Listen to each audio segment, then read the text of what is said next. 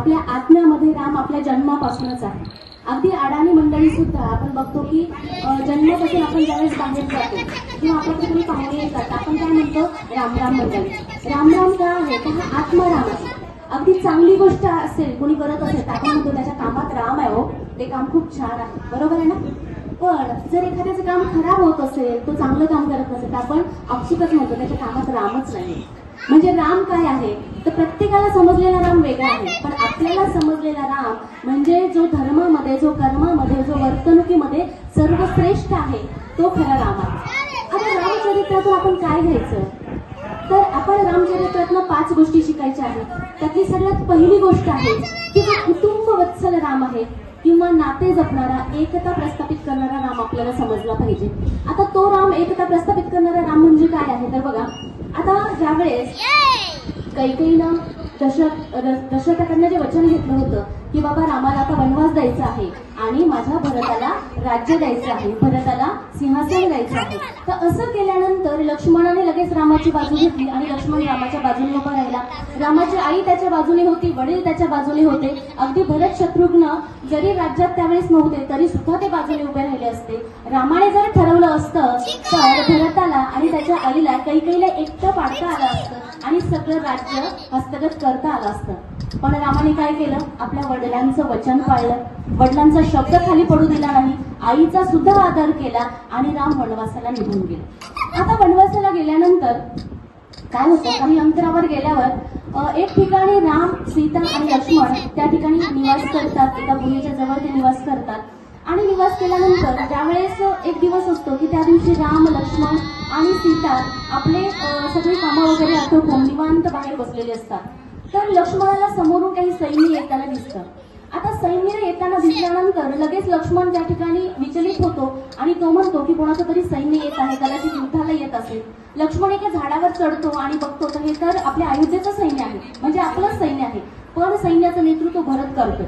तो पटकन त्या झाडावरनं खाली उतरतो आणि रामाला म्हणतो की आता धनुष्य काढायची वेळ आलेली आहे, कारण लक्ष्मण आपल्याला इथेही राहू देणार नाही आणि तो युद्धासाठी आलेला आहे, तर आता आपला फक्त धनुष्य बोलला पाहिजे. आपण पटकन सीता वहिनींना किंवा सीता माईला तुम्ही गुहेत पाठवा आणि आपण आता युद्धाला सज्ज होऊया, आता आपल्याला धनुष्य काढायची वेळ आलेली आहे.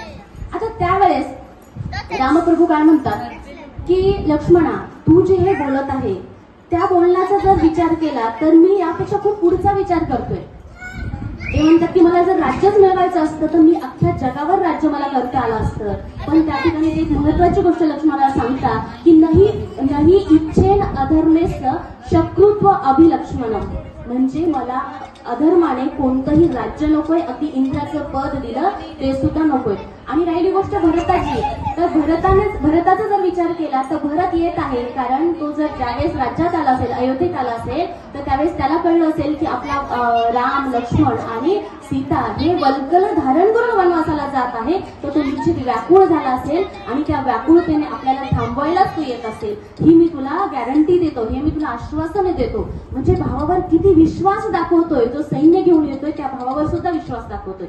आणि याही पुढे तू जर फक्त राज्याचा विचार करत असेल लक्ष्मण, तर त्या ठिकाणी राम म्हणतात की मी भरताला सांगतो की हे अख्खं राज्य लक्ष्मणाच्या स्वाधीन करणे, तू वनवासाला चल, तरी सुद्धा भरत माघारी फिरणार नाही. म्हणजे बघा केवढा विश्वास त्या ठिकाणी दाखवलं आणि अगदी त्याचप्रमाणे झालं. भरत रामाला फक्त अडवण्यासाठी आणि परत नेण्यासाठी आलेले होते. आता तिसरी गोष्ट काय शिकायची रामायणातून तर बंधुभाव. बंधुत्वाचं सर्वश्रेष्ठ उदाहरण म्हटलं तर राम हे चरित्र आहे. कारण बघा राम, लक्ष्मण, भरत, शत्रुघ्न खरं तर सावत्र भाऊ. ज्यावेळेस एक भाऊ वनवासाला निघतो त्यावेळेस दुसरा भाऊ लक्ष्मण अडवायला पुढे जातो. जर राम अडत नाहीये, थांबत नाहीये म्हणून तो स्वतः वनवास स्वीकारतो आणि रामासोबत लक्ष्मण वनवासाला निघतो. दुसरा भाऊ भरत, त्याला तर खरं तर राज्यगादी मिळालेली असते, सिंहासन मिळालेलं असतं, तो राज्य करू शकला असता, पण भावाची पादत्राणे पादुका तो सिंहासनावर ठेवून राज्य करतो. म्हणजे बघा खरं तर सावत्र भाऊ, पण ते एकमेकांसाठी काय करू शकतात म्हणून बंधुत्वाचं उत्तम प्रतीक म्हटलं तर राम, लक्ष्मण आणि भरत, शत्रुघ्न आहे. आता सगळ्यात शेवटची गोष्ट मी तुम्हाला सांगते की रामचरित्रातून काय शिकायचं नाही तर रामचरित्रातून एक सगळ्यात महत्वाची गोष्ट, नकारात्मक प्रवृत्तींना आपल्या जवळ येऊ द्यायचं नाही. कैकेयीच्या आयुष्यात जर मंथरा आली नसती तर रामायण घडलं नसतं, रामाला वनवास भेटला नसता. म्हणून नकारात्मक गोष्टींना आपल्या आजूबाजूला फिरकूच द्यायचं नाही. एखादी बाई आली आणि ती सतत कोणाच्या बद्दल नकारात्मक नकारात्मक नकारात्मक बोलत असेल तर तिच्यापासून आपण दूर व्हायचं. कारण ती काय करणार आहे, की आपल्या आयुष्यातील मंथरा आहे, ती मंथरा आपण ओळखायला पाहिजे. कारण परनिंदा सम अग नाही भाई. एखाद्याची परनिंदा आपण करायला लागलो किंवा ऐकायला लागलो तर आपलंच आयुष्य जळतं, आपला संसार उद्ध्वस्त होतो, इतरांचा सुद्धा उद्ध्वस्त होतो. म्हणून नकारात्मक गोष्टींना आपण दूर ठेवायचं आहे. आणि सगळ्यात शेवटची गोष्ट की बदला घ्यायचा